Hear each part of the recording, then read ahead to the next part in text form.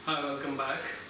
Vectors तो हम and कर चुके हैं, ठीक है ना। तो कुछ ब्यूटीफुल क्वेश्चन जो है ना वो हम आज डिस्कस करेंगे। तो बहुत ही शॉर्ट वीडियो चलेगा ये, लेकिन कुछ इंपॉर्टेंट क्वेश्चंस होते हैं वेक्टर्स में जो अक्सर पूछे जाते हैं, दे आर फ्रिक्वेंटली आस्क्ड, ठीक है। तो उन क्वेश्चंस को हम डिस्कस करेंगे। ये सबसे पहले मैं एक कंडीशन आपको बता दूँ कि जब मैंने क्रॉस प्रोडक्ट की बात की थी कि ए क्रॉस बी जो है ना, कि ए क्रॉस बी जीरो कब हो सकता है, ये बहुत ही इंपॉर्टेंट चीज़ है, यहाँ पे ध्यान दीजिए आप। ठीक है, अगर मैं क्रॉस प्रोडक्ट की बात कर लूँ, ए क्रॉस बी की अगर मैं बात करूँ क्रॉस प्रोडक्ट की, तो मुझे पता है क्रॉस प्रोडक्ट बराबर होता है magnitude of a magnitude of b into sine theta n cap. चलो फॉरगेट दिस एन की फर्स्ट।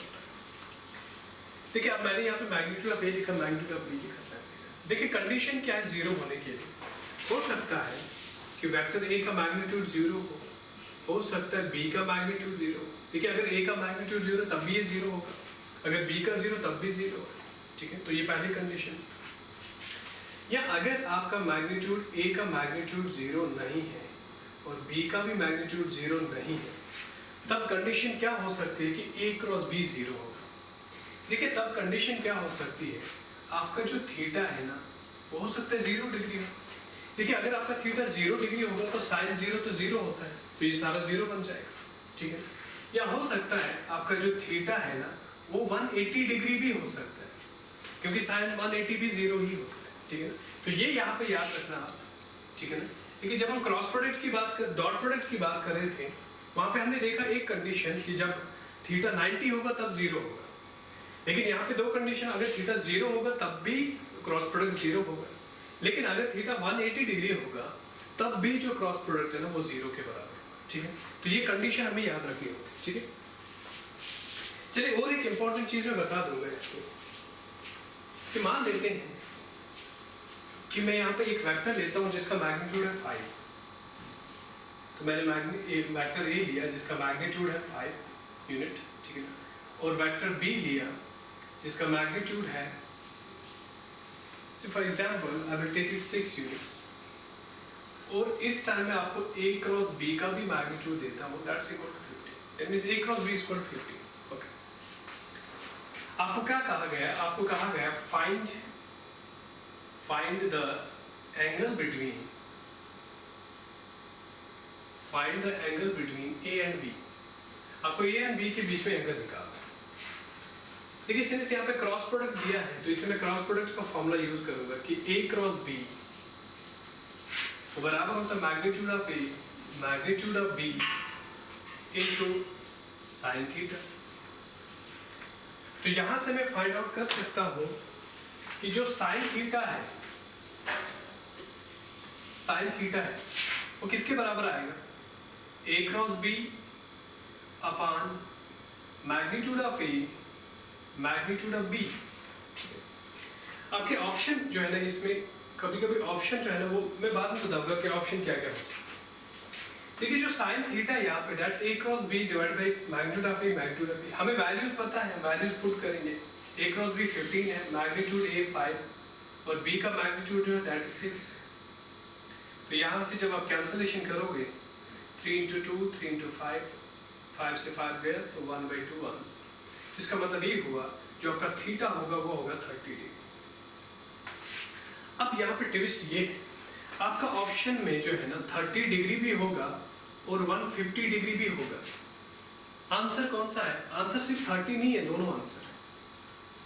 अब क्वेश्चन क्यों, देखिए यहाँ पे मुझे मिला sine theta is equal to 1/2 question है, मुझे थीटा कितना नहीं, मैंने थीटा लिखा इज इक्वल टू 30 डिग्री, ठीक है। देखिए ध्यान दीजिए मैंने क्यों लिखा है,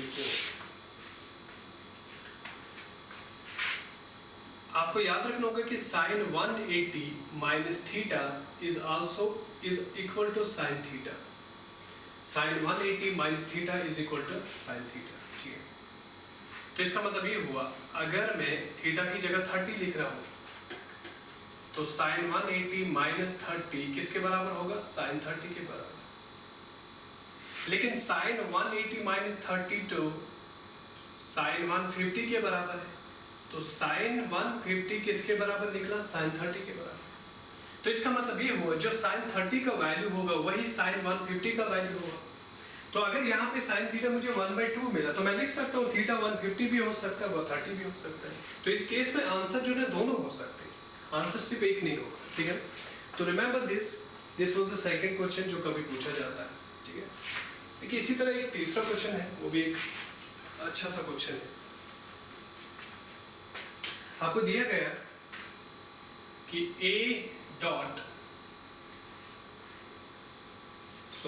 cross B in a magnitude of A cross B is equal to magnitude of A dot B. In a magnitude of A cross B is equal to magnitude of A dot B. आपने angle निकालना है, आपको theta find out करना है between A and B।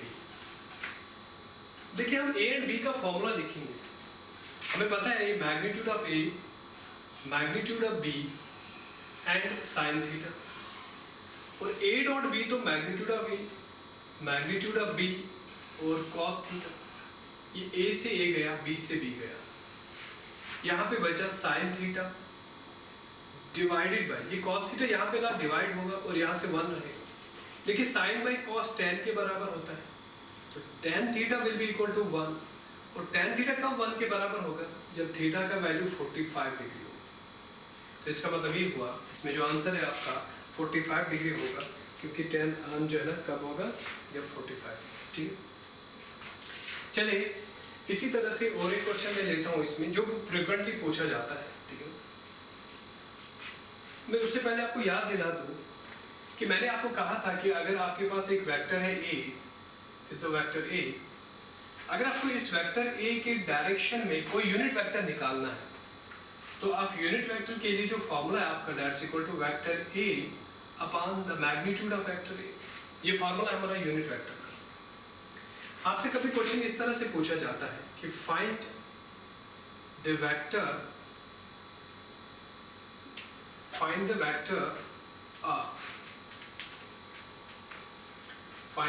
of 10 units, find the vector of magnitude 10 units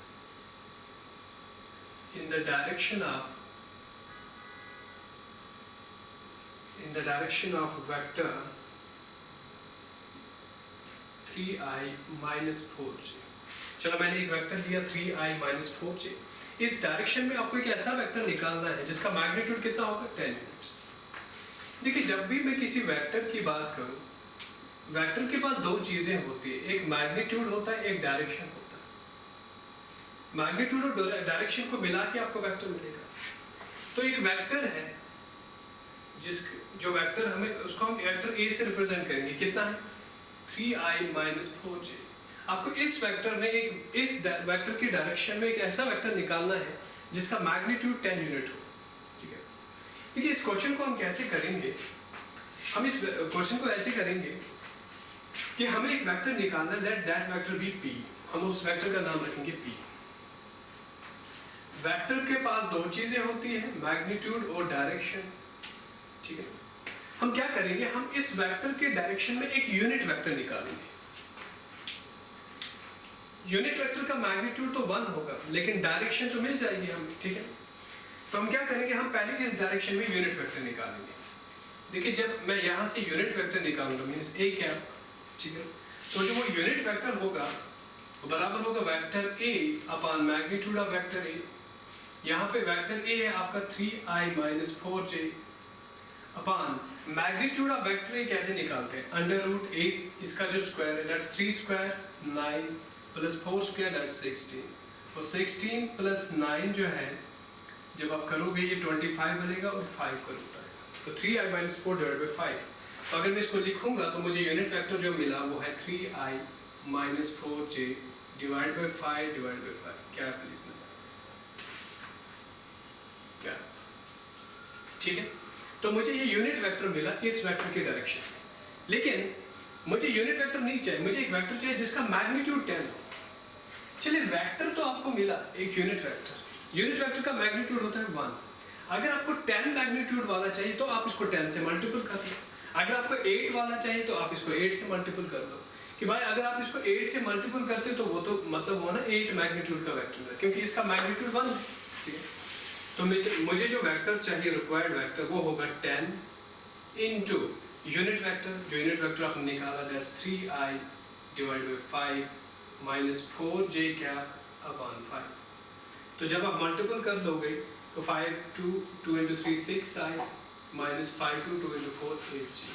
तो ये आपका required vector होगा, that's the vector in the direction of this. ठीक है, तो आप वेक्टर को रिवाइज कर लीजिए। ठीक है, तो ये कुछ मेरे ब्यूटीफुल क्वेश्चंस थे, अच्छे क्वेश्चंस थे, मैंने सोचा डिस्कस करें आपके साथ। ठीक है ना, तो बाकी आप प्रैक्टिस करते रहें। ठीक है ना, तो हम नेक्स्ट चैप्टर लेके आएंगे फिजिक्स का। Thank you for watching.